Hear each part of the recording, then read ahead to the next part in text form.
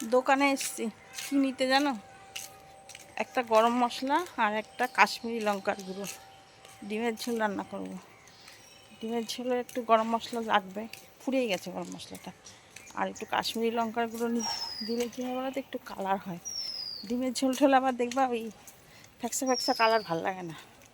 আমার ভালো লাগে, অসুবিধা নেই। কিন্তু আমার ছেলে আবার একটু কালার হলে পছন্দ করে, তাই নিতে আসলাম। আজকে কী বলো তো, অর্ধেক রান্না হয়ে গেছে, ডাল ভাত হয়ে গেছে অনেক সকালে।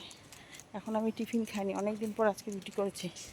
এখন গিয়ে টিফিনটা খাবো, তারপরে ডিমের ঝোলটা করব। আর একটা কিছু করতে হবে, ডালের সাথে একটু ভাজা না হলে তো ভালো লাগবে না খেতে না। আমার টিফিনটা রেডি করে রেখে গেছি, প্রচুর খিদে পেয়ে গেছে। এই দেখো, ছেলে সকালবেলা ভাত খেয়েছে আজকে, ডাল ডাল সিদ্ধ, আলু সিদ্ধ আর ঘি দিয়ে। আর কর্তামশাই সকালবেলা বেরিয়েছে, এখনও বাড়ি আসেনি, যখন আসবে তখন খাবে। এই যে ছোলার ডাল করেছিলাম কালকে রাত্রিরে, কেউ খায়নি, ওরকম ধরা রয়েছে। আর এই যে সেই মিষ্টি, রসমালাই মিষ্টি আর রুটি।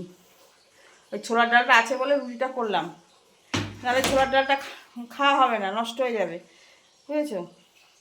অনেকটা করেছিলাম, কালকে কেউ খায়নি, করলে না কেউ খায় না, জানো তো। আর এদিকে দেখো, ভাত হয়ে গেছে। এদিকে করেছি আম দিয়ে ডাল আজকে।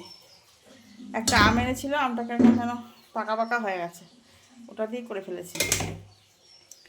আর এখন একটু খাবো, খেয়ে একটু চা খাবো, খেয়ে করবো ডিমের ঝোল। আর দেখি কী সবজি টবজি আছে, ওই দিয়ে একটু ভাজা ভুজা করতে হবে ডালের সাথে। চলো আগে খেয়ে নিই।